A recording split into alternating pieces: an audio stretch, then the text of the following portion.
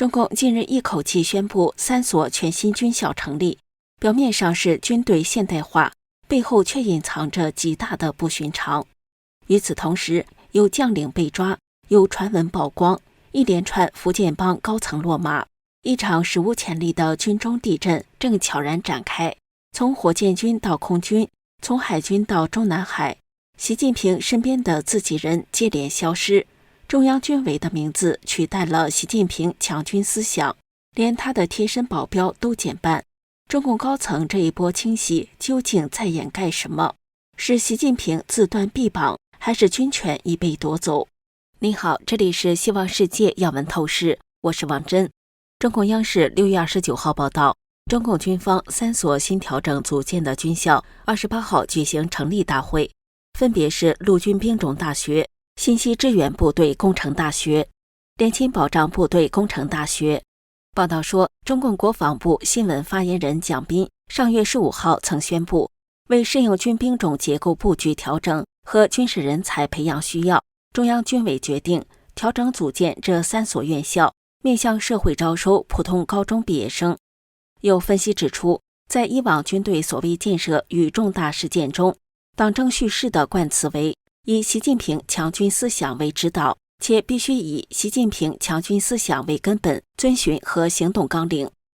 但上述报道则将组建军校完全模糊为中央军委决定，显示习近平强军思想是习近平新时代中国特色社会主义思想的重要组成部分被抛弃了，这等于是中央军委已经被接管。近来，习近平丧失军权的迹象越来越明显。继中共官宣苗华被免去中央委员，海军参谋长李汉军中将被免去人大代表资格后，原中共内蒙古政府法律顾问杜文28号在海外社交平台 X 发文爆料，火箭军政委徐锡胜上将被抓。此前他曾爆料，空军中将、现任南部战区副司令员兼南部战区空军司令员乔湘济于27号被军纪委在南部战区空军大会现场被带走。据他描述，现场极其恐怖，据说老乔当时吓坏了，现场所有人都被惊呆了，仿佛北韩抓张承泽一样。如果他确定被调查，而不只是一般问话，预计官方报道应该很快会出来。公开资料显示，徐锡胜是山东新泰人，曾任空军福州指挥所政委、北京军区空军政治部主任、中部战区空军政治工作部主任。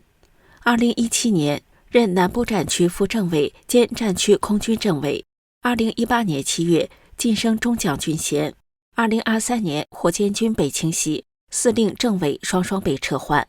徐锡胜跨兵种出任火箭军政委，并晋升上将军衔。乔湘济是河北任县人，飞行员出身。2014年12月任空军福州指挥所司令员，晋升空军少将军衔。2016年调任北部战区空军副司令员。2020年4月升任西部战区副司令员，晋升空军中将军衔。2023年2月调任南部战区空军司令员。时评人唐静元指出，两人都出身空军，都曾任职空军福州指挥所，是标准的习近平的福建帮嫡系人马。唐静元还指出，与徐锡胜升任火箭军政委的同时，升任火箭军司令的王厚斌早已失踪多时，并传出被抓，相当于火箭军第2次被连锅端。按照中共政坛大规模清洗政敌的标准模式，不会说仅仅只抓了司令政委就完了，他们下面自己安插的诸多亲信也都跑不掉。唐静远分析，近年来中共军队遭到清洗的都是空军、海军和火箭军，陆军几乎没有，极其少。因为习近平要打台湾，主要依靠的就是空军、海军和火箭军，而陆军大多数是张又侠的地盘，因为张又侠就是在陆军中一路升上去的。而且此前陆军在习近平定于一尊的那个年代，基本上是靠边站的，但现在是反过来，倒霉的全是空军、海军和火箭军。所以究竟是习近平在自废武功，还是说是反习派在废他的武功？军权到底是掌握在谁的手里？可以说是一目了然。独立时评人蔡沈坤表示，从军队的清洗来看，四中全会应该是一个重大节点，各军兵种领导班子的调整必须完成，特别是苗华染指的海军，包括司令、政委、副司令、副政委、参谋长、政治部主任全部要更换。这也意味着军队的清洗还将持续一段时间，还会有更多的将领落马被查。6月28号，美国老牌报纸《纽约邮报》刊发文章，标题为“习近平即将下台吗？”文章说，我们从未见过最近数十名效忠习近平的军队将领遭到清洗，甚至神秘丧生，他们全部被不效忠习近平的人士取代。张又侠曾帮助习近平史无前例地获得第3个5年任期，后来与习近平发生严重争吵。现在张又侠已成为中共军队的实际领导人，同时习近平的贴身保镖最近已减半。哪个世界领导人会削减自己的安保？报道还提到，5月底和6月初，习近平在北京其他中共领导人接待外国政要期间失踪近2周，原因不明。6月初，习近平再次现身会见白俄罗斯独裁者俄罗斯傀儡总统亚历山大·卢卡申科，他看起来疲惫不堪，兴致缺缺，甚至有些沮丧。此次会晤地点是北京中共领导人官邸中南海中一个低调的、充满家庭气氛的区域，此前从未接待过任何国事访问。习近平每次会晤都盛况空前，这次会晤的随行人员却寥寥无几。相较之下，中共其他领导人近期举行的国事访问，在中共著名的会议厅举行了盛大奢华的盛会，而在习近平最近与川普总统通话后，包括国家电视台在内的中共官方媒体在提及习近平时，竟然没有使用任何正式头衔，这种情况从未发生过。虽然后来部分纠正了，但如此明显的疏忽竟然是意外，实在令人难以置信。报道说，这些只是北京方面许多不同寻常迹象中的几个，预示着中共权力结构将发生重大变化。